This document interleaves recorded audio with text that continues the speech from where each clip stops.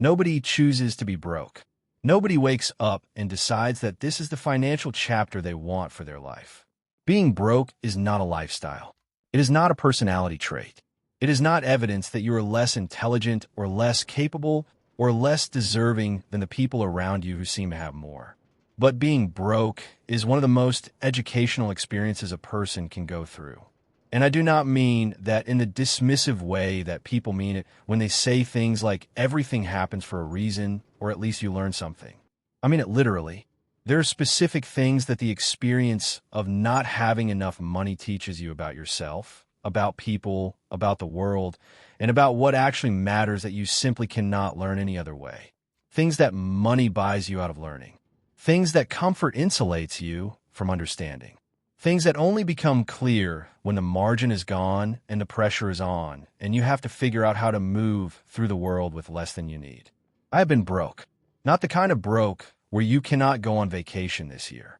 The kind where the math does not work, and you know it does not work, and you're doing the calculation in your head every time you buy something wondering if this is the purchase that breaks it.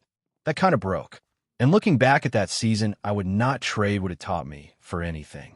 Not because I want to go back to it, but because the person I am now was built in large part by what that season demanded of me. And I want to talk about what it actually teaches. Not the surface version, the real version. The first thing being broke teaches you is the actual value of money, not the abstract value, the real felt value. When you have plenty of money, $1 is just $1. It comes in, it goes out. You do not track it with any particular attention because there's always more coming. But when money is tight, every dollar has weight. Every purchase is a decision with real consequences. Every dollar you spend is a dollar that cannot go somewhere else. And living inside that reality, really living inside it, not just knowing it intellectually, calibrates something in you that cannot be calibrated any other way. You stop being casual about money. You stop spending without thinking. You develop a relationship with money that is grounded in reality rather than abundance. And that relationship, the one built in scarcity, often produces better financial habits than the one built in plenty. Because the person who learned what money actually costs when it is hard to come by treats it differently than the person who never had to think about it. The second thing being broke teaches you is who actually shows up when things are hard. And this lesson is painful, but it is one of the most important things you will ever learn about the people in your life. When you have money, people are available. When you are doing well, people want to be around you. Success and stability attract people the way warmth attracts people on a cold day. But when things are tight, when you need something and the resources are not there, you find out very quickly who is actually in your corner, who shows up without being asked, who disappears, who suddenly becomes unavailable, who treats you differently because your circumstances changed.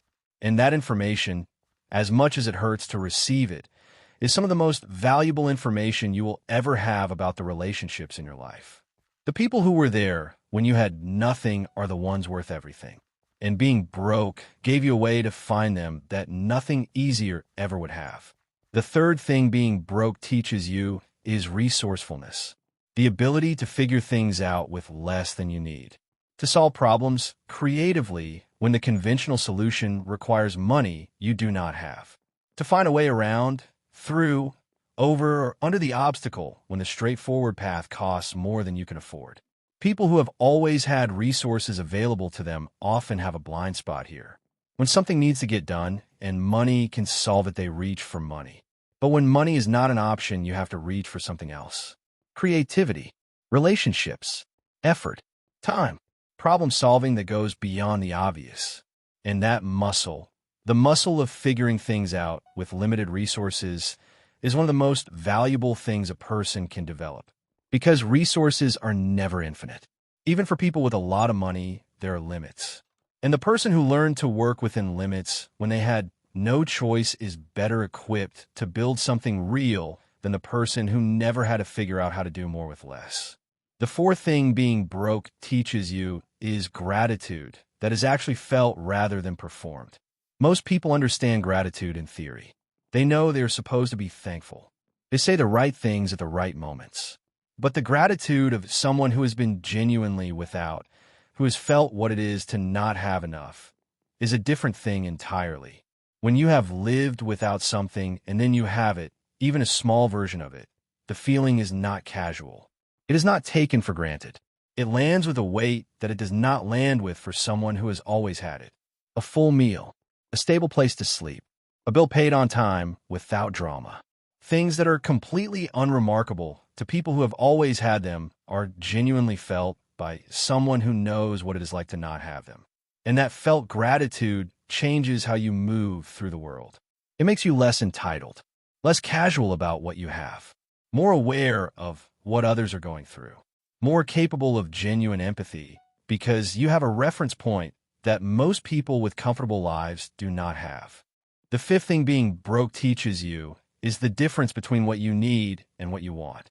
And this sounds simple, but it is one of the most practically useful things a person can understand about themselves. When money is not tight, the line between needs and wants gets blurry very quickly. Things that are genuinely optional start to feel necessary. Upgrades start to feel like requirements. The standard of what you need to be comfortable keeps rising with your income because there is no pressure forcing you to examine it. But when money is tight, that line becomes very clear very fast.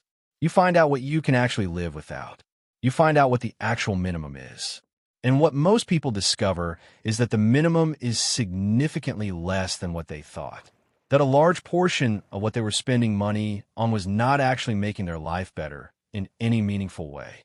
It was just filling space. And understanding the difference between what you need and what you want is foundational to every good financial decision you will ever make.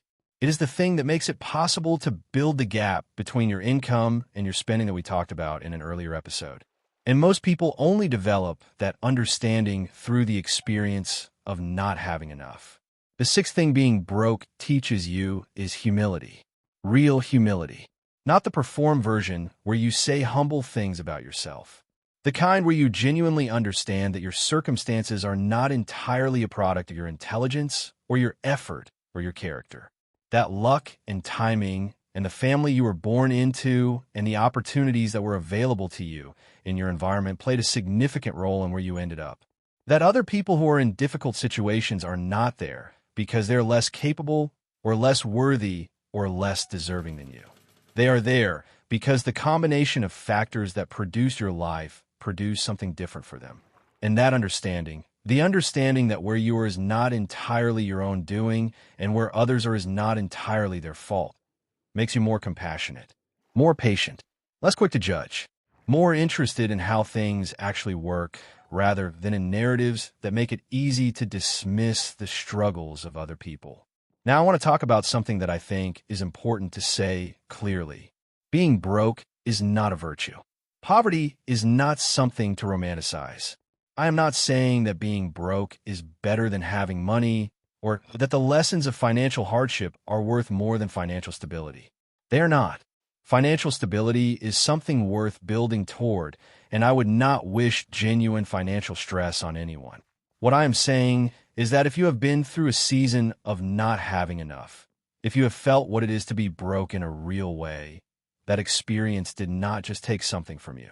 It gave you something too. And the people who come out of financial hardship with those lessons intact, rather than just bitter and resentful about what they went through, are the ones who build something real on the other side of it. Because here is what I have noticed about people who grew up with money or who have always had financial stability. They often have a blind spot about what things actually cost. Not in dollars, in effort, in sacrifice, in the kind of creative problem solving that only gets developed when you have no other option. They often have a harder time with delayed gratification because they have not been forced to practice it. They often take for granted things that someone who has been without would never take for granted. And they often have a more fragile relationship with uncertainty because they have never had to build the tolerance for it that comes from living without a safety net. None of that makes them bad people. It just means they missed some of the education that comes from having less. And the education you received, the real education, the one that came from the hard seasons, is worth something, is worth a lot. And the question is what you do with it. So here is where I want to leave you. If you are in a broke season right now, If the math is not working and the pressure is real and you cannot see yet what this season is building in you, I want you to consider that you are being educated in ways that cannot be taught in a classroom or bought with money. You are building a relationship with resourcefulness. You're finding out who actually shows up.